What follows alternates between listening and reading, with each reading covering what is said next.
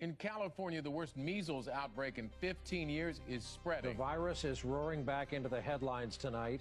An outbreak somehow traced to someone who had probably caught measles abroad visited Disneyland and may have sneezed. Measles on the march in America. This outbreak is showing no signs of letting up. There are already more cases this year than there were. The number tripled to 644 measles cases reported in 27 states. And I mean, is this all basically because of the anti-vaccination movement, because parents aren't vaccinating their kids?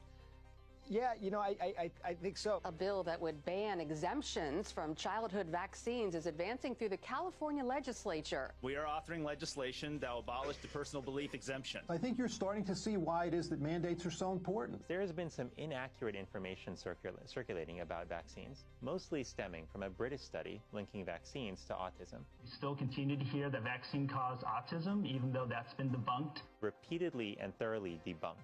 You may have heard vaccination causes autism in 1 out of 110 children. Fuck that. Total bullshit. It doesn't. The bill requiring children to be vaccinated has passed with bipartisan support. Every child must meet immunization standards before joining public schools, private schools, and daycares. I would strongly encourage everybody, look at the science, look at the facts. CDC, the Center for Disease Control, can give you good information. Get your children vaccinated.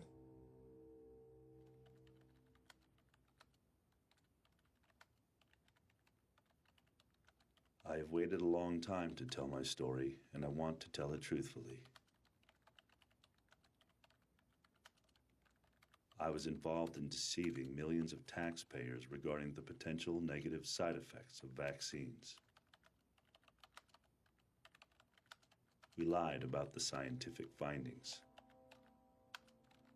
The CDC can no longer be trusted to do vaccine safety work. Can't be trusted to be transparent. The CDC can't be trusted to police itself. Just a few thoughts. William W. Thompson, Senior Scientist, U.S. Centers for Disease Control and Prevention.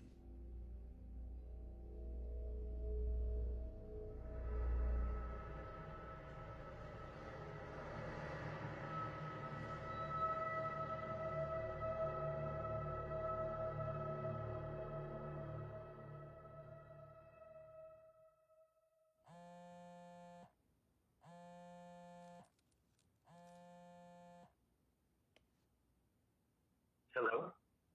I was sitting at my desk where I teach at Simpson University. My phone rings, and it's Dr. William Thompson. Brian, you and I don't know each other very well. I don't know how this is all going to play out. You have a son with autism, and I have great shame now when I meet families with kids with autism, because I have been part of the problem. My son, Stephen, was born in February of 1998. Steve, what does the cow say? Tweet, tweet. Doggy. Yeah. Doggy. 2 weeks after his 15-month vaccines, then he lost all language. He lost all eye contact. You'd pick him up and he would just hang limp. This is a time where CDC was just starting to do these studies on vaccines and autism. As a scientist, I have over 60 technical and scientific publications in major international scientific journals. And I was contacting the CDC and was deeply critical of their studies. And so the CDC decided that the scientist who was going to interface with me at that time was Dr. William Thompson. Because I was on his back, because he didn't like what I was saying about the statistics, I received a letter from a CDC attorney in 2004 saying that I was no longer permitted to contact the CDC. Fast forwarding to 2014, Thompson said to me, Brian, if you listen to me and if you do what I tell you to do, I can guarantee you will be able to access a treasure trove of data, and I would like to guide you through these steps.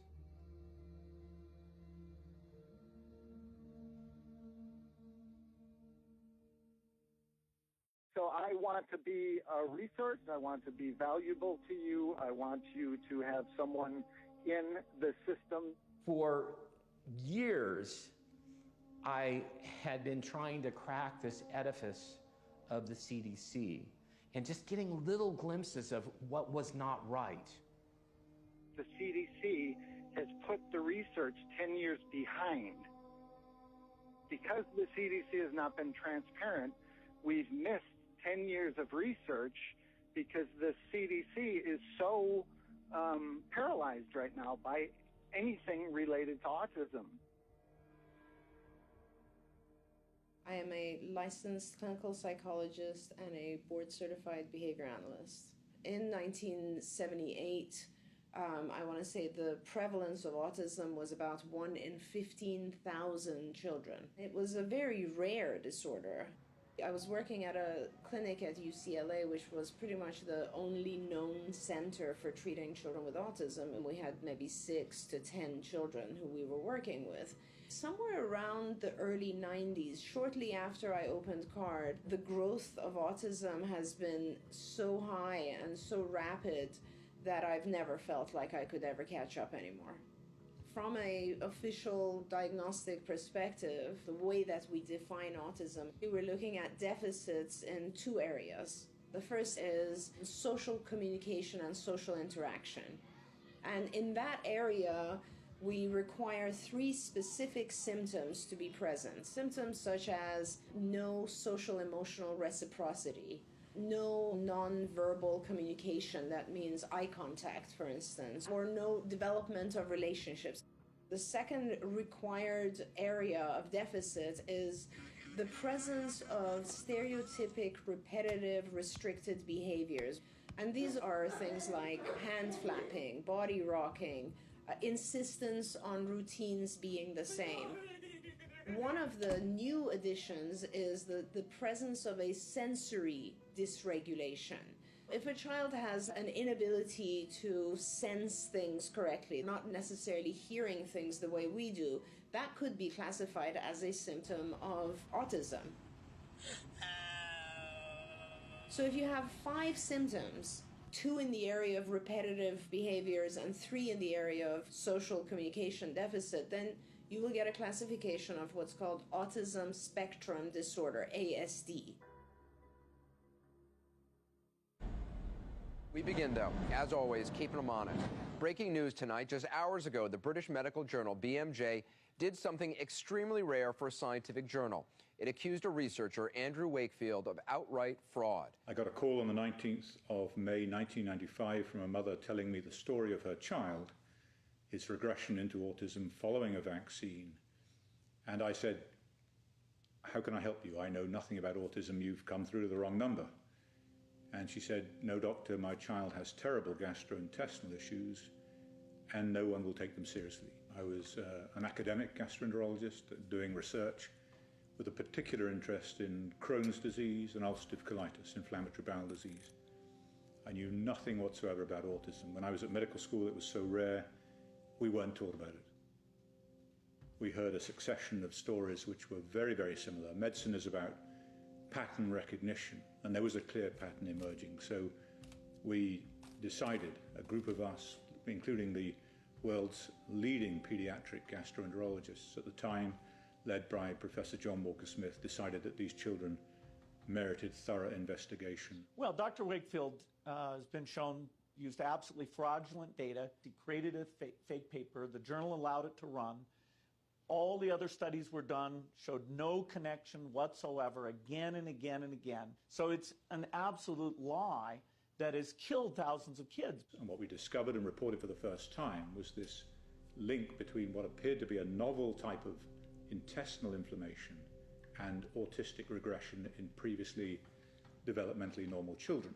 And among those, the majority had regressed into autism according to their parents following the measles, mumps, rubella vaccine. It wasn't our place to censor their story because it may be uncomfortable for public health. Our job was to report that story accurately in order that it might lead to further investigation. And the paper explicitly said, this paper does not prove an association between MMR vaccine and the syndrome described. More work is needed to resolve this issue. That was the conclusion of the paper. As an investigative medical journalist, I've spent the last 7 years working on one of the best medical talk shows in the world. We know in medicine that there have been many, many studies proving that vaccines do not cause autism. But the problem I have always had with that is thousands and thousands of parents all telling the same story. My child got a vaccine, usually the MMR vaccine, and then that night or the next day broke out in a fever. And then when they came out of the fever, lost speech, lost the ability to walk, basically regressed into what we know as autism and never came back. Doctors used to be told to listen to their patient. That was the cornerstone of medicine as we know it. But something's changed recently where the patient doesn't know what they're talking about.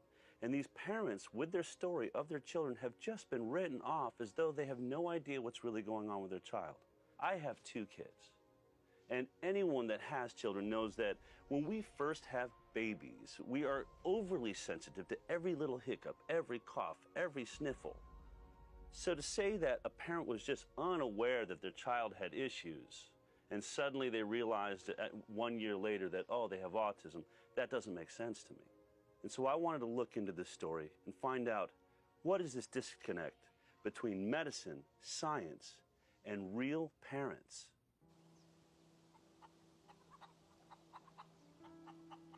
I couldn't wait to be a mum.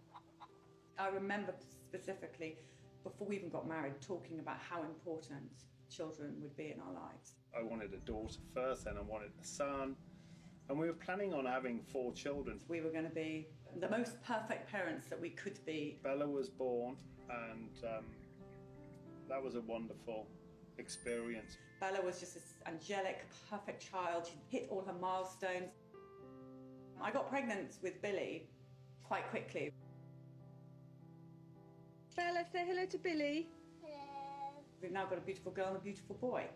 And life was just amazing. So at 2, 4 and 6 months, Billy had his normal baby vaccines. A little bit snivelly, chesty, coldy after maybe the last one. So me, in my perfect mother mode, rushed to the doctor. Is he okay? Do I need to give him anything? Yes, you need to give him antibiotics, just to make sure there's not an infection in there. It didn't clear up. Rushing back to the doctor, oh, we need some more antibiotics. Let's just keep this going in him. And I remember my mother calling me out. My mother's a sort of homeopathic hippie, and calling me out saying, what are you doing? You're chucking loads of antibiotics down your son. For what? And I remember saying to her, Mum, with all due respect, you're an artist, and they're doctors, so they know best. He was due his MMR vaccination at 12 months. So the morning, exactly to the day, my friend, she said to me, listen, I've heard that there may be a problem with this vaccine we're about to take Billy for, the MMR. And I said, Liz, are you crazy? What is the matter with you? If there was a problem with this vaccination, it would be headline news. The doctor would be calling me up saying, do not bother coming in. This is not a safe vaccine. None of that is happening. You're being negative, you're being careless, and you're listening to, what, some rumour that you heard somewhere. Billy could become deaf if I don't take him in now and get him this MMR. You know, most of the evidence linking measles with autism is kind of settled down, and most of the doctors and scientists agree that it probably isn't the major cause. I've been working in pediatrics for almost 20 years. I think most pediatricians view vaccines as the #1 thing they do for kids. Okay, there we go. And a high one. All right. All right, okay. I'm young enough to not remember the days of kids in an iron lung because they were battling polio. You know, polio has essentially been eradicated from this country.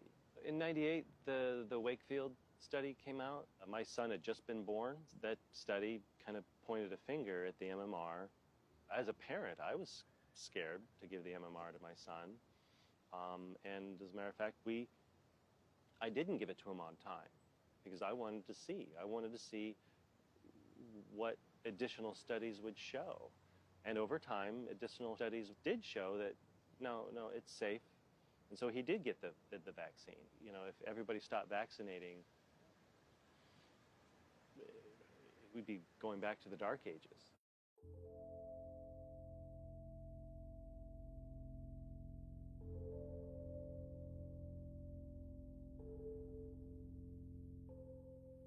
When a CDC scientist who'd been there at that time 17 years tells you this is how you access data, it didn't take me very long to realize, oh, I better do what he says because he knows what he's talking about. I just want to tell you one thing.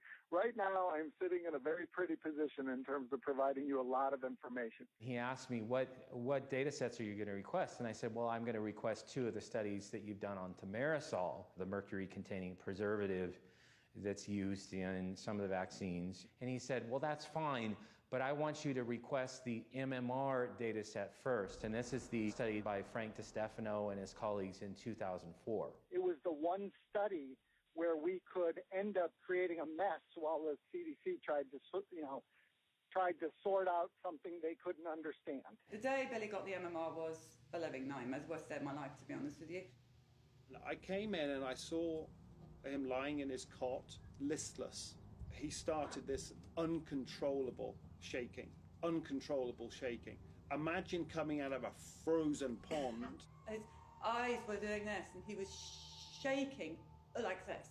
And I remember she grasped him and held him really tight to her chest. There's immediate fear in John and there's immediate, Mummy, this is not going to happen. Well, I don't know what is wrong with you, but this is not going to happen. And we get to hospital, we rush him in, doctors are coming in and looking at him, and that's when they said, he's had a reaction, he's had a seizure, this is normal, this is common for many, many children who have this vaccination. It's absolutely okay. He's going to be fine. Nobody ever told me that there would be any side effect to any of the vaccinations my children had.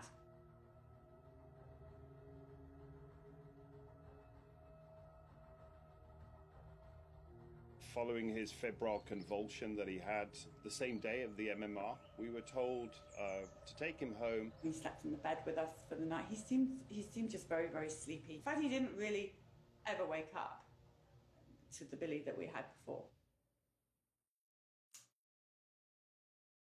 For me, it became really necessary to start looking at what types of medical issues are these children going through? What are the other factors that have affected them, that have brought them to this level of symptomology that we call autism? This is now probably the mid-90s. I came to notice that there was a very high use of antibiotics amongst these children.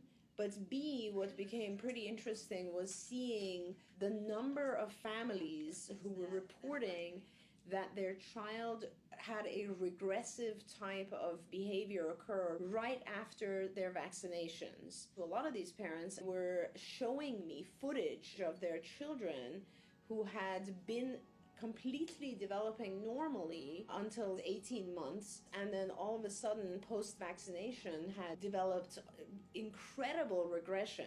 Children who had speech anywhere close to 50 to 100 words and had completely lost all of their words. Children who were extremely attached and interactive with their parents and had suddenly become isolated, no longer responding to their own name. And this was all happening right after their MMR vaccines.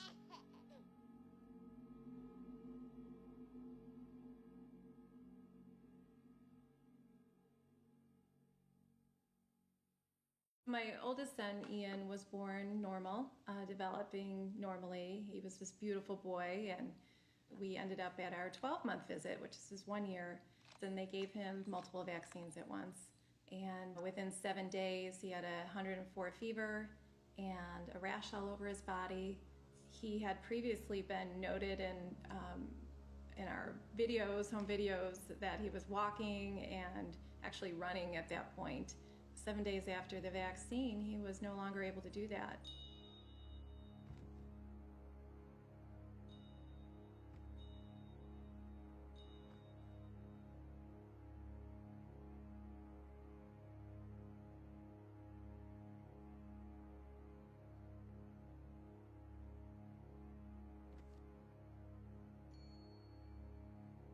He was falling down. He became a really sick little boy. So the question for those of us investigating autism is age of exposure to MMR a risk for autism? And in order to understand why that might be, you have to understand something of the history of MMR vaccine. In 1987, there was an MMR vaccine that was being used in Canada, produced by SmithKline Beecham. And that vaccine caused meningitis. It was recognized quickly, and that vaccine was withdrawn in Canada. However, in the same month that it was withdrawn in Ontario, it was licensed in the UK. The name was simply changed from Trivirix to Pluzirix. In the UK, it was used for 4 years, and likewise, it caused meningitis and had to be rapidly withdrawn. There was a public outcry. There was an acute loss of confidence by the public in vaccine policymakers, and the vaccine should, at that point, have been destroyed. It wasn't. It was then shipped to developing countries like Brazil, where it was used in a mass vaccination campaign. And there was an epidemic of meningitis, which was entirely predictable. Now, scientists studied that epidemic, and what they found is that the risk for meningitis was associated with age of exposure. The younger you got the MMR vaccine, the greater the risk of meningitis. For people like me investigating autism, the question was, is there a similar risk in autism? Is age of exposure to MMR a risk for autism just as it was for meningitis? We shared with the US Congress and the CDC the hypothesis. The story as told to us, which we have an obligation to report, is that the majority of children regressed following a period of normal development in the face of MMR vaccination. That does not mean it is the cause of the disease. The Institute of Medicine is a body of scientists and physicians that review the available data on vaccine safety and then advise our government on vaccine research policy. Well, because Andy Wakefield had put forth this theory that the age at which you receive the MMR may increase your risk of autism, the IOM looked to the CDC to do that very study. It was a study about timing. Does the earlier you receive the MMR vaccine increase the risk of autism? When we talk about the MMR study, nobody had ever requested those data because it was a big secret that you could do it. Thompson told me to email such and such a person, and then on the inside, I also found out that one of the people preparing these data sets for me was Bill Thompson. They don't really want people to know that this data exists. Again, you know, I just can't believe we actually got you that data. Thompson couldn't send these documents directly to Brian Hooker because that would have been illegal. What Thompson identified was a legal loophole that is referred to as a citizen's request. That allowed Thompson to deliver to Brian Hooker potentially classified information in a legal way.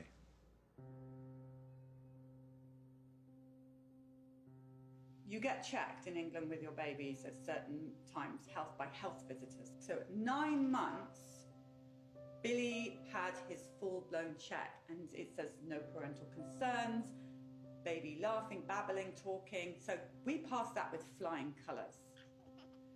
18 months is when they next come in. And by this time, we know there's something seriously wrong with Billy. Probably within 5 or 6 days, the first signs really was this vacancy. He wasn't the same smiley little baby that he was before. He had a blank expression. Then the diarrhea kicked in. His tummy started to get bigger and bigger, bloated, rock hard bloated tummy. He would start to walk on tiptoes.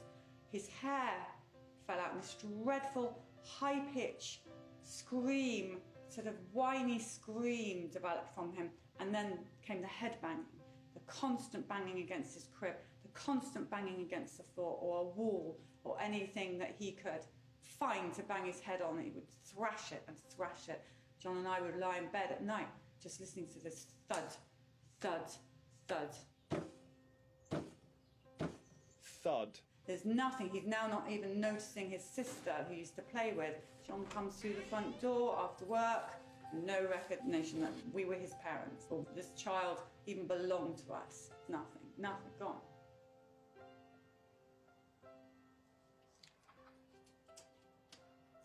I mean, that was the time where our boy changed from what he was to a real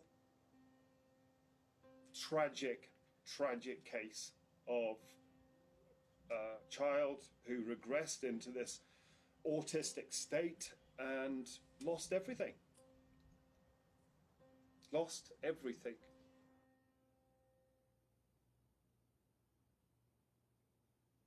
The CDC, the way that they do research studies is very reactionary.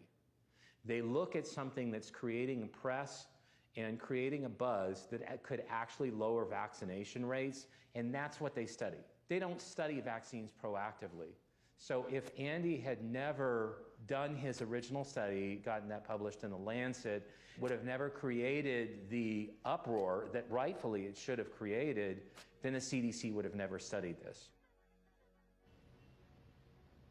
The press conference for the Lancet paper was called by the Dean of the medical school, who was the chairman of the media committee.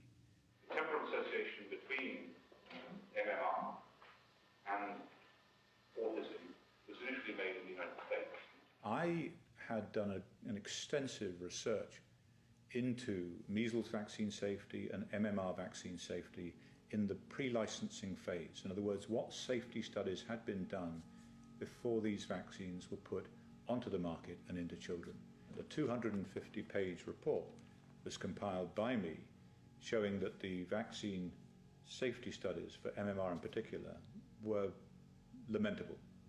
They were lamentable. There are many, many assumptions had been made about the safety of this vaccine, and there had been problems which had been airbrushed. So I wrote to my colleagues and the Dean, and I said, going forward, there are going to be questions about what parents should do next. I cannot, in due conscience, support the continued use of the MMR vaccine, having done this research. I said I will continue to vigorously support the use of the single vaccine, but can no longer support the use of the triple MMR vaccine. So the Dean, as chairman of that committee, had three choices. He could have not had a press conference. He could have banned me from the press conference. Or when the question came up, as inevitably it would, what do parents do next about vaccinating their children? He knew what my response would be. He could deflect the question to someone else. When the question came up on the day, he directed it straight to me. To assure you, we are not at all somehow exception to the need for measles vaccination. We are all legal. That is extremely important. All I recommended at that press conference was that parents opt for the use of the single vaccines, single measles, single mumps, single rubella, until the issue had been resolved scientifically. What happened when I made that recommendation, unilateral decisions were made by the government in the UK to withdraw the importation license for the single vaccines, Merck opting in the US to cease the production of the single vaccines, giving parents no option. I said to a senior representative of the Department of Health, why, if your objective is to protect children against serious infectious disease, why would you take away the option of how parents do that? And she said, because if we allowed parents the choice of single vaccines, it would destroy our MMR program. In other words, the concern was for the protection of the program over and above the protection of children. No one's career has ever been advanced in the medical industrial complex by being outwardly and openly critical of the vaccine industry. I'm Mark Blaxell, father of a daughter diagnosed with autism back in 1998. I've written 2 books that have come out of the autism movement, have been projected into autism advocacy ever since. Michaela was born typical, everything was fine, was developing normally through her first birthday. We have vivid memories of early language, joint attention, lots of play. She was adorable, beautiful, cute. And then somewhere in the months after, she began to slip away and she lost language and she began to retreat into a world of her own. And at 2 years, 9 months, we got a formal diagnosis of full syndrome autism. It was a hopeless, pessimistic future that was laid out in front of us. She was going to be disabled for the rest of her life, likely to be non-vocal in an institution, and that the best thing we could do was to accept the inevitable. Part of the story we heard from the Harvard experts was autism was genetic.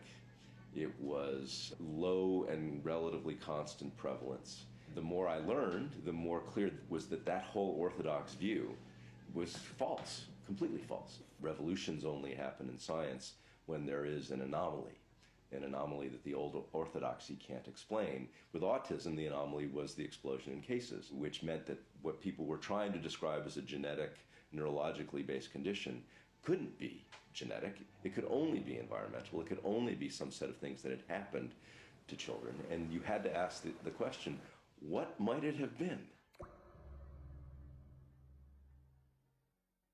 One of my personal training clients was the director of programs for LWT, London Weekend Television. And this guy said, why don't you do a program, and people out there there may be someone out there with this condition.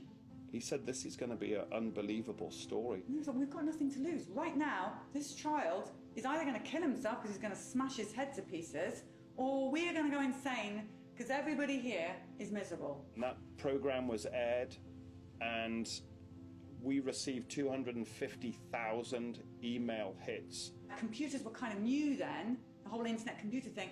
Ours crashed. We'd set up a Billy Tommy website just in case one person might be able to help us. Crashed. The television station's computers crashed. They had never seen anything like this before. The parents had exactly the same story as us. Antibiotics, some with chickenpox, a lot. Vaccine, bang, the symptoms are all the same. The diarrhea, the constipation, the high-pitched scream, the banging of the head. We've all lived through it. It's the same story.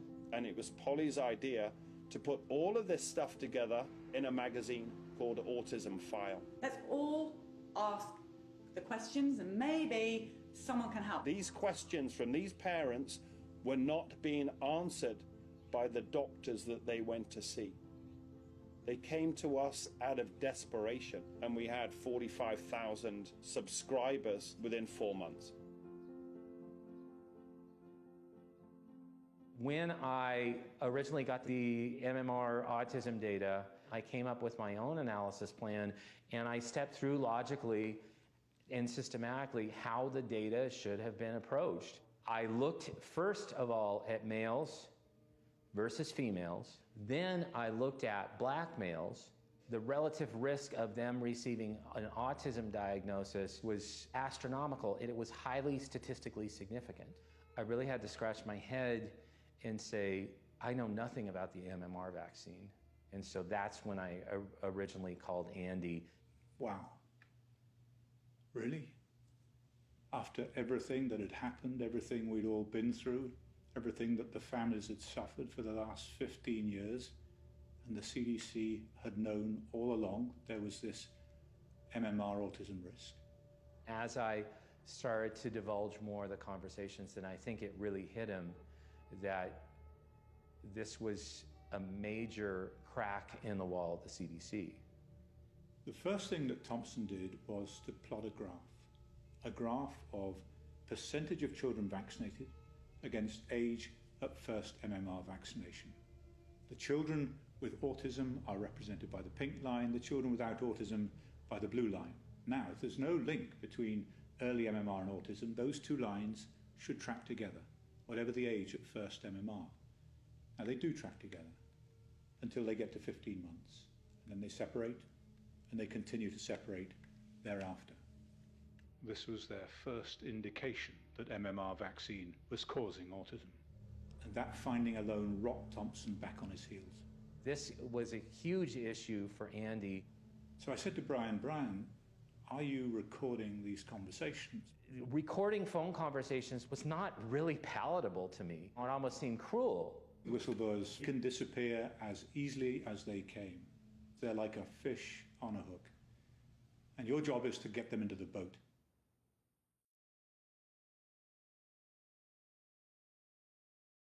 Temple walked at 12 months, so he had been walking for an entire month before we went in for the next set of vaccinations. The minute we walked into the pediatric office, Lou, his twin, she's screaming her head off.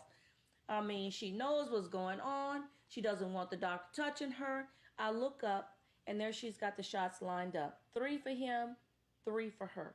By the second shot, Lucinda had flipped herself over, so I had to stop looking at what I was doing, unstrap her, get her out. Well, the minute I get her out and I calm her down a little bit and I look over, he's screaming. I look at the shots, and I notice that one of hers was gone.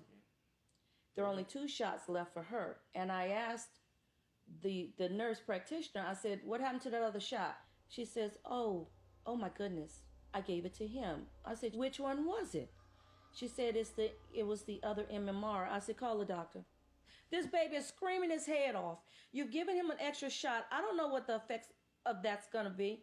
We're leaving. And I left. So she never got her shots. I go home. This baby cried. I put him down on his little blanket. He starts banging his head on the floor. The next morning, I go in his room, and he's staring in the space, and he's looking around like this, as if, he's a bit paralyzed.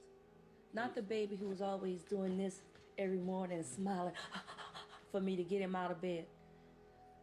And I pick him up, and he does this. And I said, what has happened to my baby? So I call the clinic, and I said, I think my child's had adverse reaction to those shots yesterday. She says, no. I'm waiting for a representative from Merck. I don't think it was a reaction to that.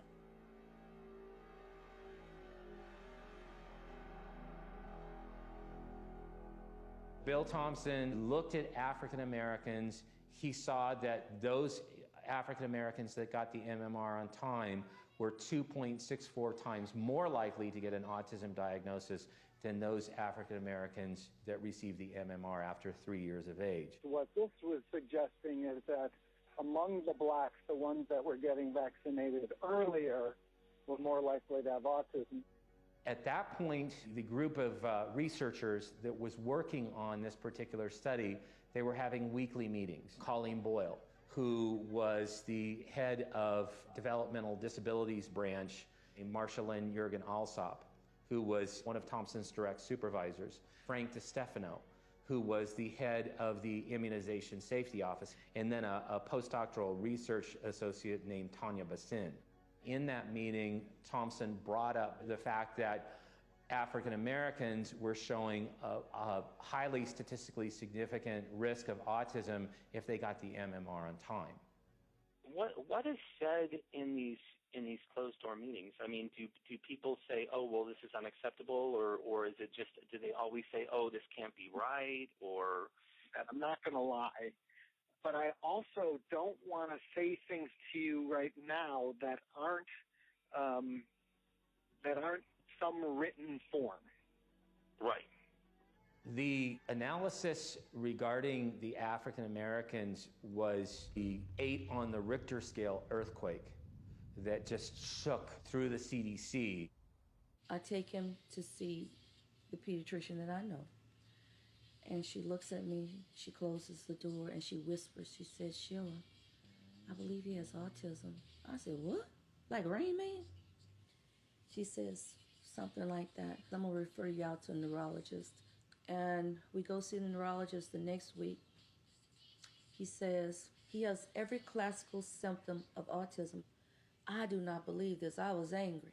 When he was explaining to me what Candace autism is, he told me he was born that way. I said, no, he wasn't. Clearly there was a very high risk of autism in African American children. But here's the thing. We know that autism is 4 times more common in boys. And so to see that effect mirrored in the African American children was a compelling finding.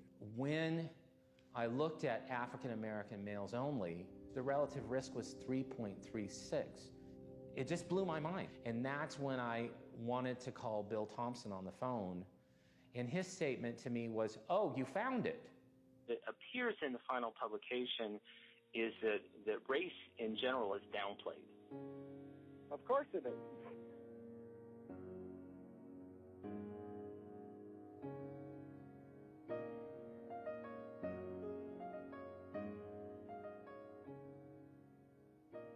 Temple's twin is amazing.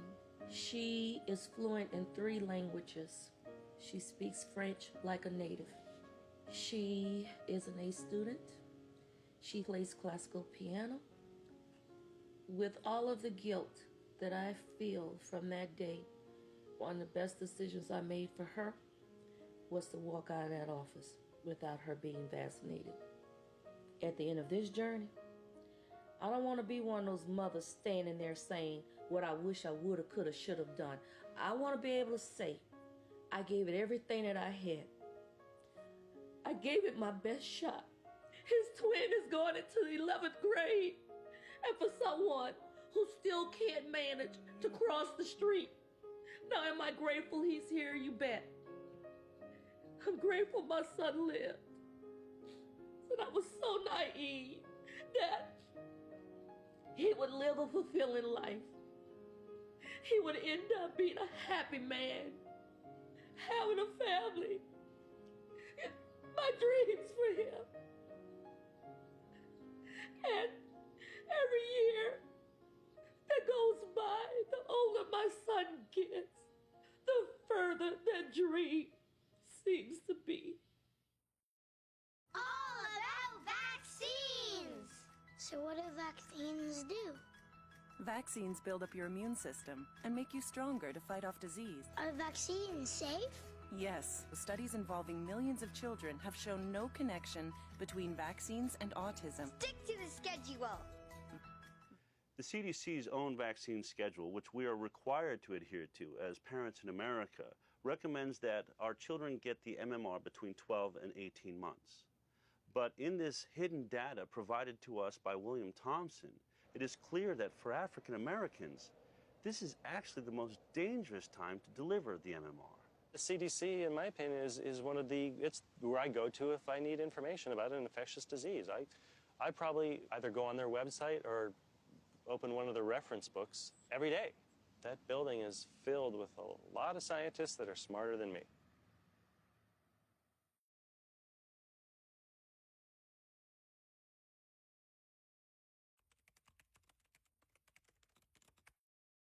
The analysis plan is one of the most important parts of a scientific study. It's the laws or the rules by which the scientist will adhere to while doing the study. And this analysis plan is put together by the scientists themselves. Sometimes their superiors weigh in. But once they've locked that analysis plan, they've said this is how we're going to use the data. And you can't deviate from that analysis plan, or you're at risk of fraud, scientific fraud. Did they deviate from the analysis plan after seeing something that they didn't like? If they did, we have a real problem. Thompson not only played a major role in developing the analysis plan, he was the numbers guy. He was responsible for collecting the data, analyzing the data, and presenting the results. And by November 2001, the results were in. Now with the MMR autism one, we had an analysis plan that we were supposed to execute as was written. And, I'm going to be sharing these draft analysis plans that we had, and you can see whether we did what we said we're going to do. That analysis plan had been agreed upon not only by the co-authors, but also CDC superiors. In order to conceal the effect of the MMR, what they had to do was to reduce the number of children in the study in order to reduce what is referred to as the statistical power. That is, the ability of the study to detect a difference if one genuinely exists. In the analysis plan, they had agreed to use 2 sources of information. The first was the children's school records, and the second was the children's Georgia birth certificate records. So while every child in the study had a school record, only half of the children in the study had a Georgia birth certificate record because the other half had been born in other states. So the analysis plan was explicit. Information on a child's race was to come from their school record. But when confronted by data that revealed an increased risk of autism in African American children, so they deviated from their analysis plan. They chose to get the race data not from the school record, but from the Georgia birth certificate record. Instead of having 3,000 individuals in the study, it went down to about 1800. The relative risk went down from 2.64 to 1.8, but more importantly, that relative risk was no longer statistically significant. I now ask you to step forward to receive your prize from the hands of His Majesty the King.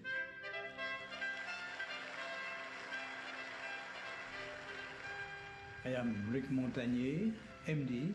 I am a virologist by training. I obtained the Nobel Prize for my contribution to the discovery of the AIDS virus. The vaccine-autism interaction is a worldwide problem, not only in this country, in Europe, but also in Asia, even in Africa. The MMR vaccination, in a very early stage of infancy, before the age of 2, was more prominent in Afro-American children, and this was hidden for some time. This fraud, of course, ranks very high, to my opinion, in the ethics of medicine and science. CDC in the past has done a very important work on the discovery of AIDS, so I'm very disappointed to see a different situation with CDC dealing with autism.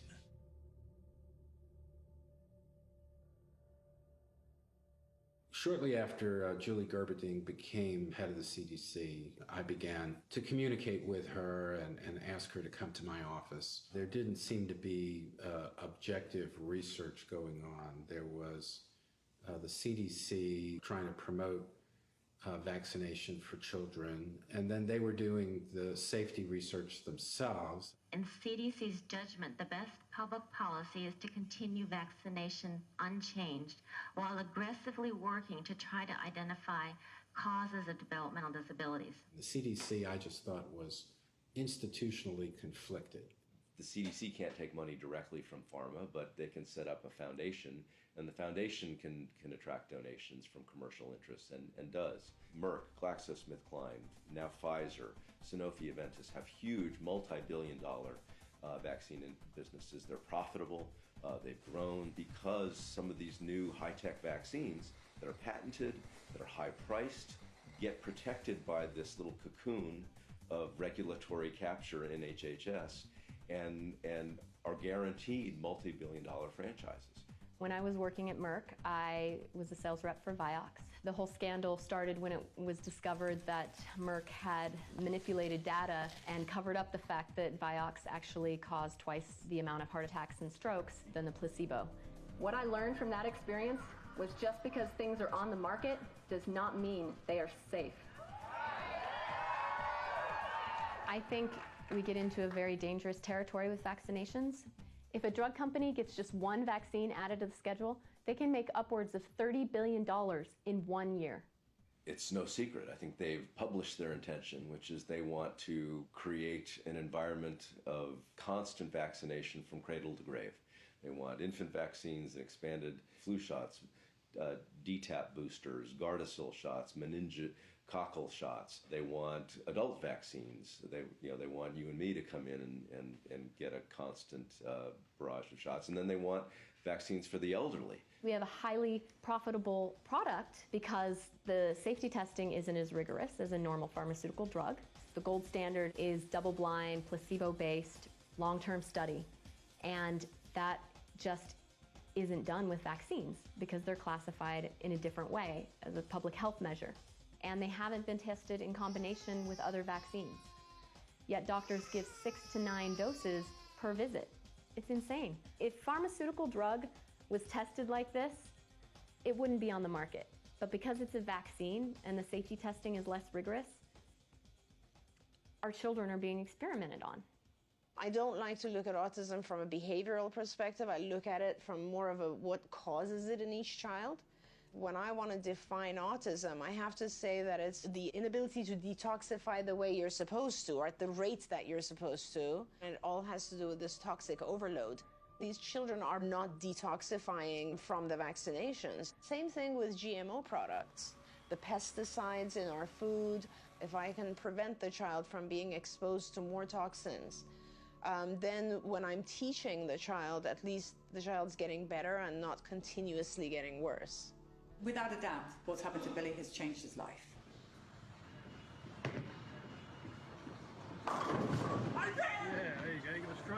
What I have on my hands now is a 19-year-old man. He's 6'2". He is volatile. On good days, Billy is brilliant. He's an angel. On bad days, the slightest thing can trigger him, and he's scary. I'm going to go downstairs and get Billy, Daddy right now. you need to stay up here, okay? I'm going to kill Daddy right now. Bill, listen to me. I'm going to stay with you up here, and you're going to try and calm down, okay? The reason they become aggressive and dangerous in some cases is because they have no ability to communicate. Because Mummy asked Kent for Kent bringing the sweet corn and then bringing the chickens here. Because this is your fault, Mummy. If you were not able to express your needs, your wants, your desires, your happiness and sadness and so on, you would become aggressive. That's often when we see the worst part of autism.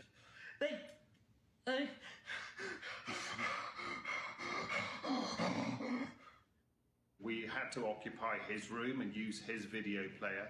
And of course, that is a massive intrusion in his space, and he got very upset. Where else in this house can we play a video? Remember? Listen, Bill. Push the stress levels, Billy. It's level down! Bill, don't touch Danny. Out there, there's millions of me's. There's millions of polytomies with vaccine-damaged children. I am telling you this because I do not want you to live the life that I've led. I do not want you to go through the pain. I do not want to see you suffer or your family suffer. That is why I'm telling you. I have no other reason to tell you about it. It's not my concern. My kid's already damaged.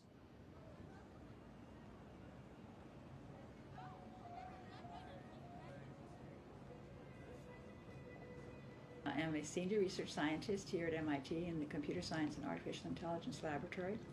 I have a bachelor's degree in biology from MIT, and I have MSEE and PhD degrees also from MIT in electrical engineering and computer science. I became interested in autism a long time ago when my best friend at the time had a son who was diagnosed with autism following a DPT shot. He ran a high fever after the shot, seizures a week later, and then was later diagnosed with autism. We have to accept the fact that autism is new, that before 1930, the rate of autism in the world was effectively zero. And then for a long time, it was 1 in 10,000. I got interested in studying autism 8 years ago when I saw the numbers go up, and I was quite alarmed because I could see that the trend was exponential growth. And exponential growth is extremely scary. Since really the mid to late 80s, we've gone from this low prevalence environment to a rate of increase where the trend is still vertical. We have not seen a flattening in trend. Every couple of years, the CDC provides a number of what percentage of the kids are diagnosed with autism. And you've got the dots going all the way back to 1975. You draw the line, it is a perfect exponential curve. If we assume that things are going to continue as they have for the past 30 years into the future, we can predict that by 2032, 80% of the boys born will end up on the autism spectrum. Half the children, 80% of the boys.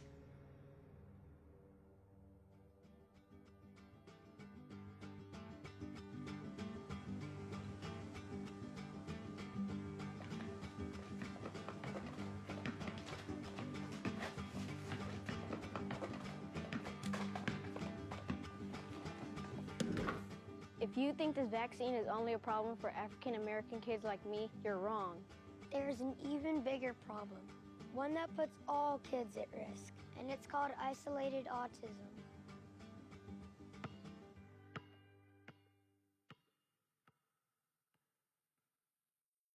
When the CDC researchers set out to do the study, they asked themselves the question, if early MMR vaccine causes autism, in which children would we be most likely to find this effect? Their answer is children with no developmental concerns for the first year of life, children who were perfectly healthy until they received their MMR vaccine. They called this group isolated autism. Now, this does not refer to an isolated case of autism or an isolated group with autism. They isolated autism out. These were children who had no comorbid conditions apart from their autism. No cerebral palsy, no mental retardation, no visual or hearing impairment, no epilepsy, and no birth defects. This risk group includes essentially every healthy child in the world. I'm a single father raising a 15-year-old, severely autistic, nonverbal teenage daughter. When she was 15 months old, she received a round of vaccines that included the MMR and the DTaP. She developed a high fever. When the fever broke, she lost everything. My daughter was 6 weeks old when I took her in for her vaccination. 2 hours later, she had a 5-minute seizure. And 2 hours after that, she had another 5-minute seizure. Mama's here. Come on, come on, come on. You're okay. You're okay. Come on, baby. Come on, babe. Come on. You can do it. Come on, babe. Come on now. Come on. Come on, baby. Come on. Keep breathing. Come on. Come on, come on, come on. The vaccination gave her severe brain damage, and she had seizures every day for the rest of her life until she died in my arms at the age of 15. There is no good reason to choose not to get a vaccine. He got his MMR and he got his DTP, and within days, he stopped talking. Projectile vomiting, convulsions. He went blind in his left eye. Vaccines took our healthy, happy baby and made him unwell. She lost all acquired speech. He lost his speech, he lost his eye contact, like the flick of a switch. If vaccines were unsafe, I think this would be an interesting and reasonable discussion. Obviously, some minority get hurt by this stuff. I don't understand why this is controversial. Vaccines are safe. Get vaccinated. It's like, you know what? Shut the fuck up and let me take every vaccine that Merck wants to shove down my throat. Autism is not a side effect of vaccine, or to say it another way, because some people don't hear this well. Vaccines do not cause autism. Hear this well. Hear this well. Please hear this well. Hear this well. Vaccines can and do cause autism. My grandson, Daughter Lily, and my daughter. My son was fully vaccinated. My son Jackson. I had a healthy, typically developing boy. Please hear this well. Vaccines cause autism. One day everyone will know the truth about vaccines. Hear this well.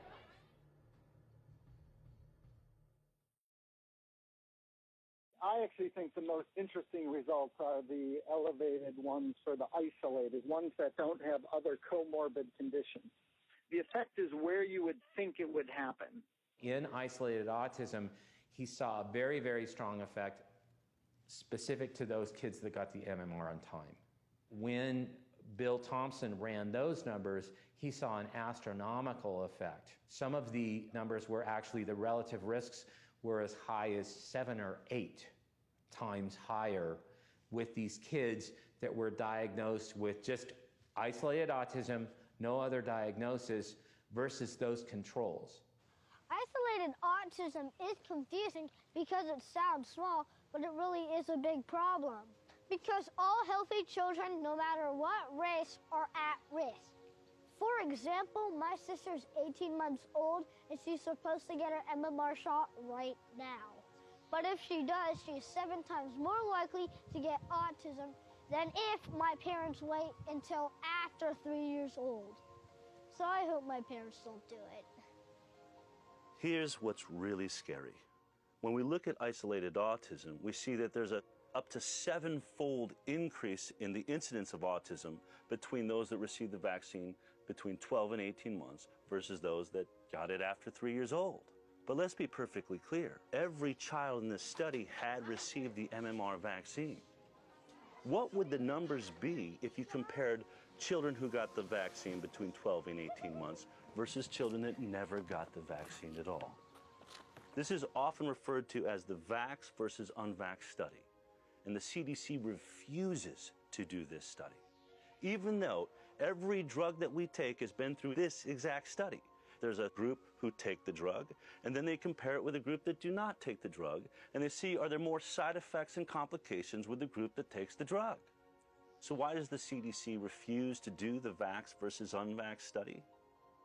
Probably because when we look at the results of this study, we realize that the risk would be astronomical, and is likely to be one of the major reasons we're seeing this skyrocketing increase of autism worldwide.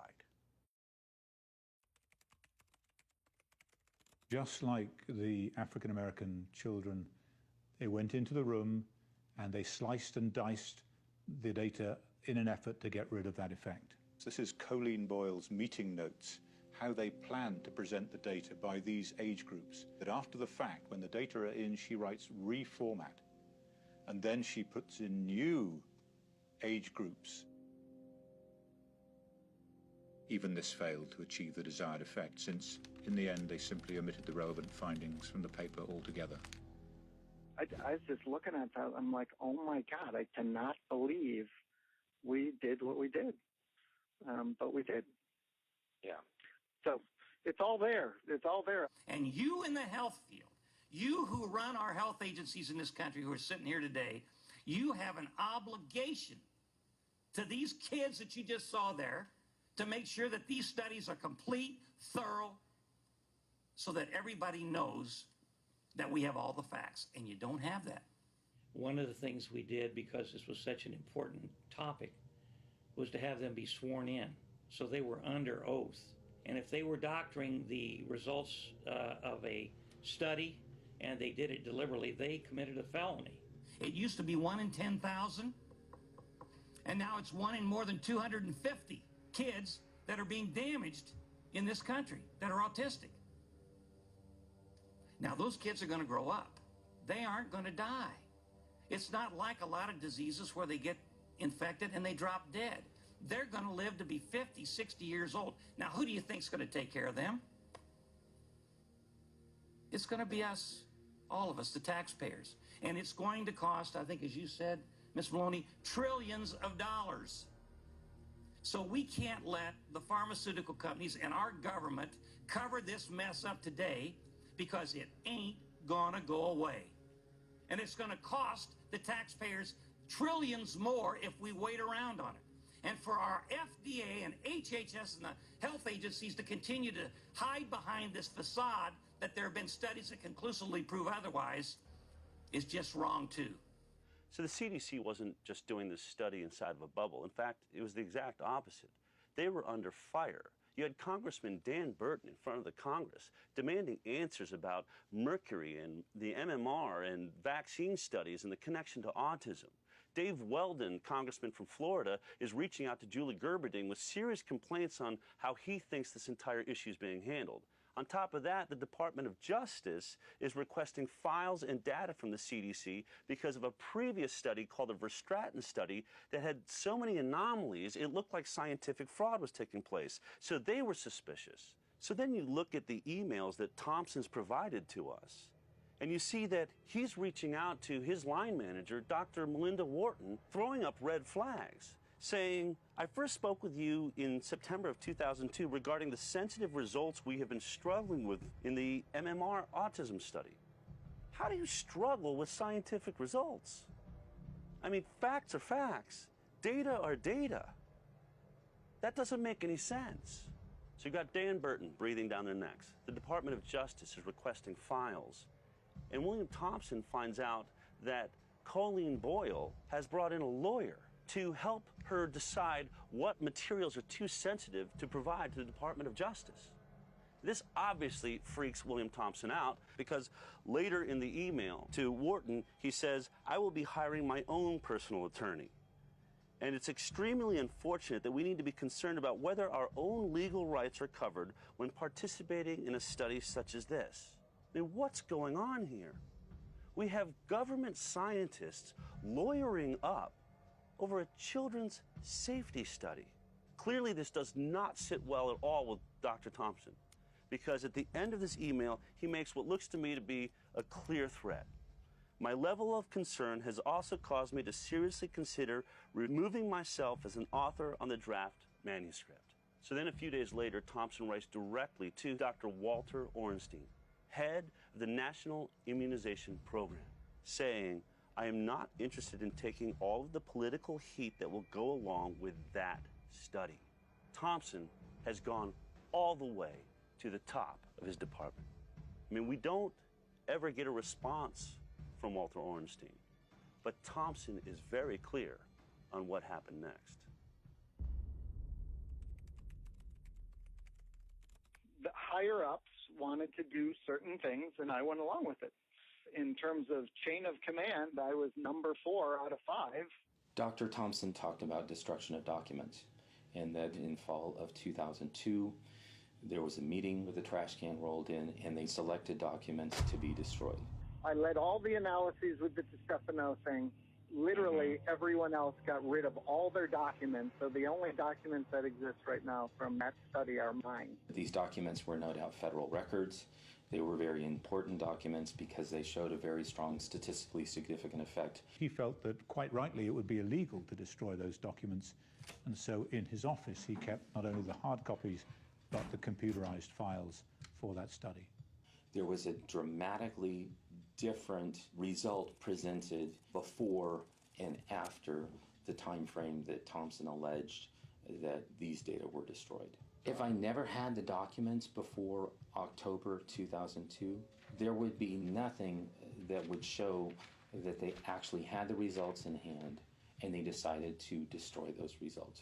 I filed a formal complaint to the Office of Research Integrity in the Department of Health and Human Services. I heard back not long after the complaint was filed, and the letter basically stated that every co-author except for Dr. Thompson denied that any such meeting was scheduled. They denied that any material was destroyed or thrown away. They were calling Dr. Thompson a liar. It was their word against his. Dr. Thompson predicted that this would happen. There's things I haven't even shared with you because I can't prove it.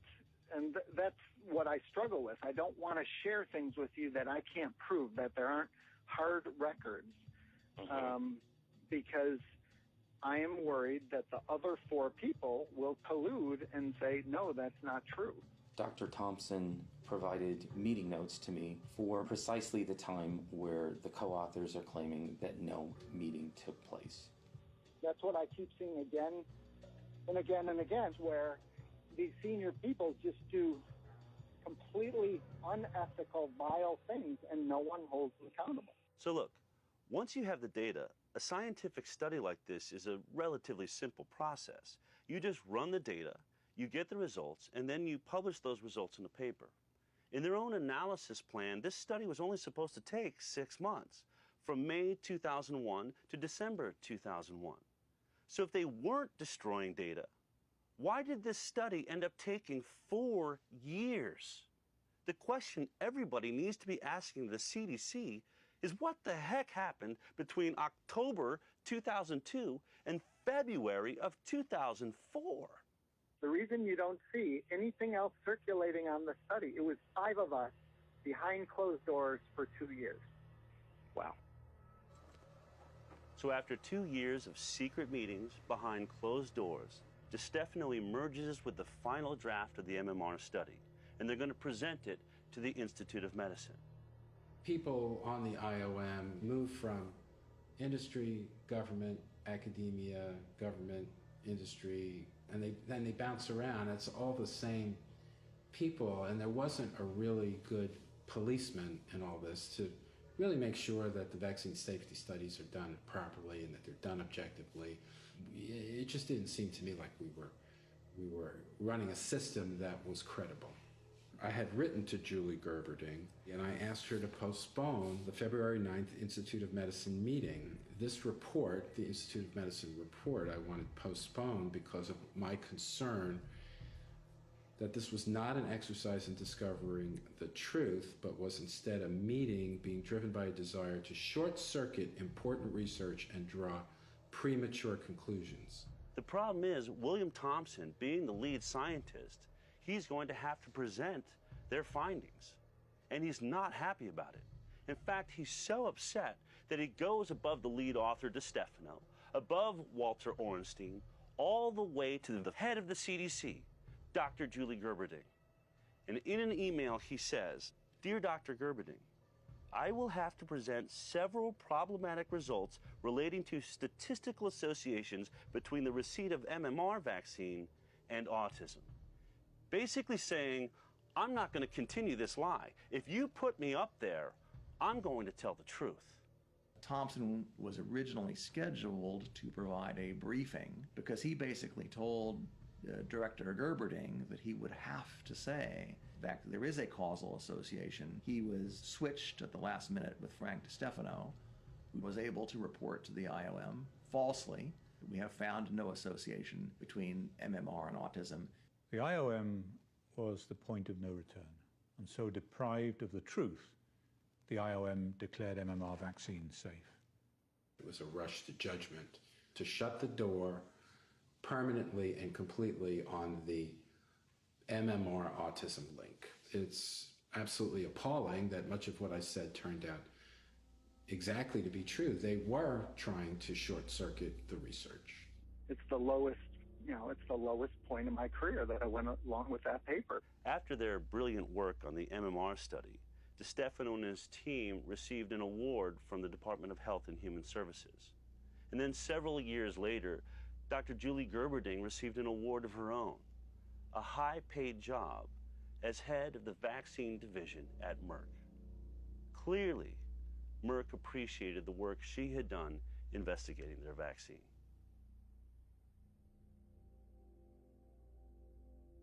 Just to let you know, I wrote a paper on my results on MMR.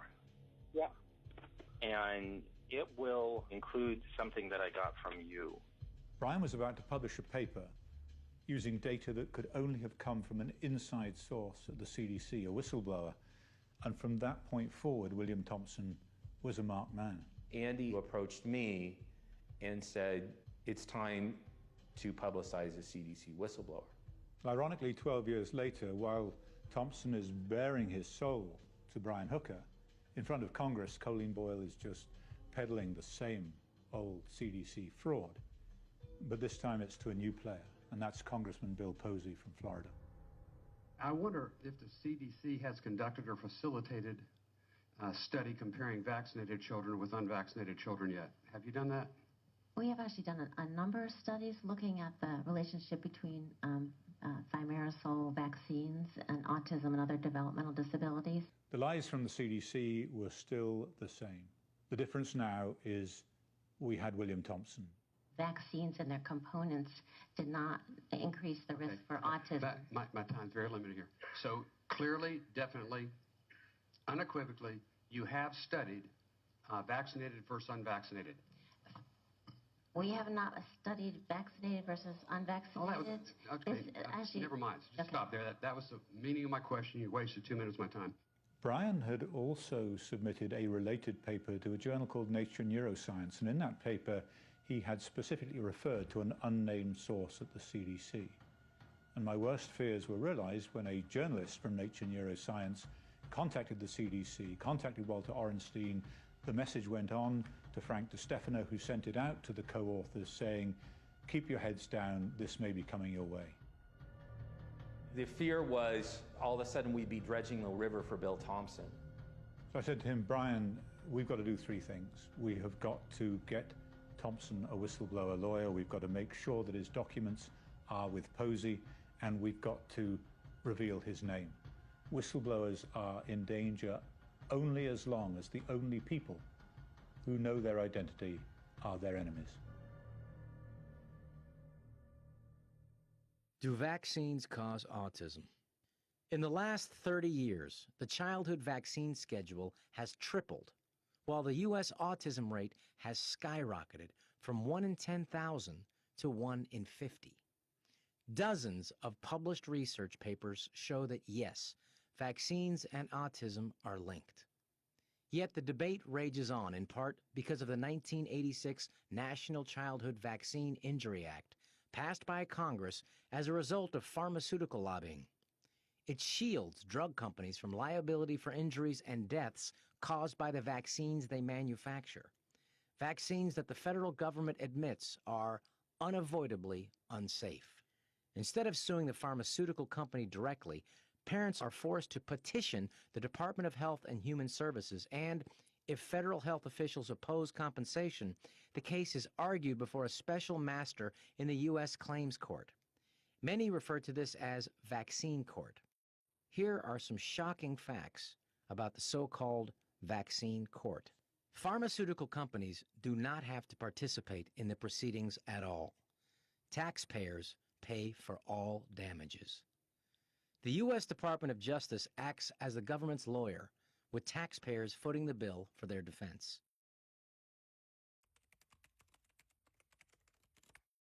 Beginning in 2002, there were already thousands of cases accumulating in vaccine court, and the average compensation for an autistic child is in the range of $5 million. So just do the math. The government was facing several $100 billion, possibly $1 trillion in liability as the autism epidemic grew. They had to develop a fraudulent study that would exonerate MMR to deliberately defeat the cases in vaccine court to avoid paying the $1 trillion.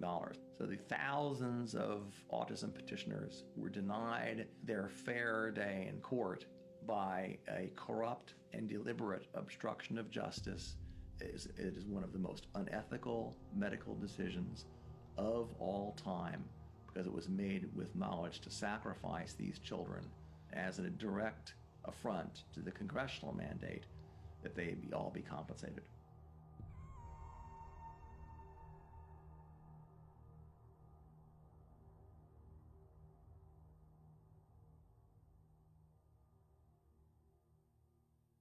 In the fall of last year, I got a call from an inside source who told me that in 2 weeks there's going to be a whistleblower from the CDC who's going to come out and say that the CDC had committed fraud on the MMR study and that they knew that vaccines were actually causing autism. I mean, that's a huge story. Unfortunately, it was a story I would not be able to tell on a medical talk show because a lot of our funding was coming from the pharmaceutical industry. And we were also very good friends with the CDC, who had appeared on our show many, many times. But I knew that once this story broke, 2 weeks later, that the mainstream news media would pick it up. Fox would be on it. CNN would be on it. MSNBC. And we're talking about the biggest medical story in the last decade or two, at least. So that 2 weeks came. I saw the video that was posted by Andrew Wakefield and Brian Hooker, and I heard the words of William Thompson and his confession. Oh my God, I cannot believe we did what we did. But we did. It's all there. It's all there. And I watched the blogosphere go crazy. Tweets, Facebook, social media, everybody talking about it. But not one mainstream media source went anywhere near the story. In fact, on CNN, someone put the story up on iReport, and CNN took it down. And at that moment, I realized, wait a minute. Not only is my medical talk show being produced by the pharmaceutical industry, all of television is. We were never going to get this story. But we certainly did get a story. A highly contagious measles outbreak. Major outbreak. Measles outbreak. Measles on the march in America. This outbreak is showing no signs of letting up. But in 2014, the number tripled to 644 measles cases reported in 27 states. It's really amazing to consider the number of cases of autism every year and to contrast that to, let's say, the number of children who acquired measles by going to Disneyland. It's a tiny number of children who acquired measles, and it's a vast number of children who are being diagnosed with autism every day. We don't know what causes autism. I mean, that's fair to say. We're not sure as a scientific community what causes autism, but we know that vaccines do not. Now, I'm not saying that Sanjay Gupta is a bad guy. In fact, I think that he tries to do a lot of good, just like many doctors do. But if they're being lied to by the scientific body that provides them with their information, what happens to all of us? What happens if a good doctor sees the same data that I saw? So you're a scientist, basically. So you're studying this, and you feel 100% comfortable. You even said you have kids, so you're a family person. Yes. You would feel very How long have you been a doctor, and sort of what's your area of specialty? Sure. I've been a family medicine physician for over 10 years now, and treating families, everyone from newborns all the way up to my oldest patient is 96. So do you administer vaccines as part of that? Yes, I do administer vaccines. In our clinic, we follow the CDC recommendations, and we give that information to our patients, and we give them a schedule of when their children are going to need to be vaccinated and so on and so forth. There's something I want to show you.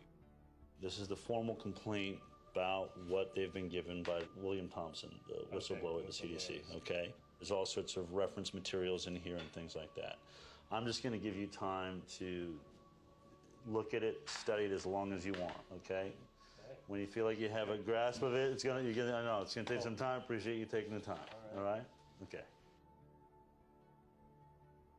So I have sent you what William Thompson has said is the fraud at the CDC. All of that data that was missing. Did you get a chance to really look it over? It's really unbelievable how blatantly the data was switched around. It made me question whether or not this organization that's been mandating how I practice medicine for the past 10 years, if they're lying about this or leaving data out about this particular study, what else am I being lied to about? I'm still trying to digest it because this study, which was used to kind of give the definitive answer to us pediatricians that, oh, the MMR is not related to autism, I kind of feel like I've been lied to. When they set out to do the study, they wanted to look at the data and interpret the data. But then there's a piece of data that they chose to ignore. The data they excluded was really, really significant. Think about it, it's a big deal. It is a big deal for a physician to have to deal with the fact that for the past 10, 20 years, we've been potentially destroying the brains of children. Everything I've been telling my patients for the last 10 years has been based on a lie and a cover-up. Parents making decisions about their children's health deserve to have the best information available to them. They should be able to count on federal agencies to tell them the truth. Once Brian and I had outed Bill Thompson, he got himself a whistleblower lawyer. He provided all of his documents on the fraudulent CDC study to Congressman Posey, who then went before the Congress. Considering the nature of the whistleblower's documents, as well as the involvement of the CDC, a hearing and a thorough investigation is warranted.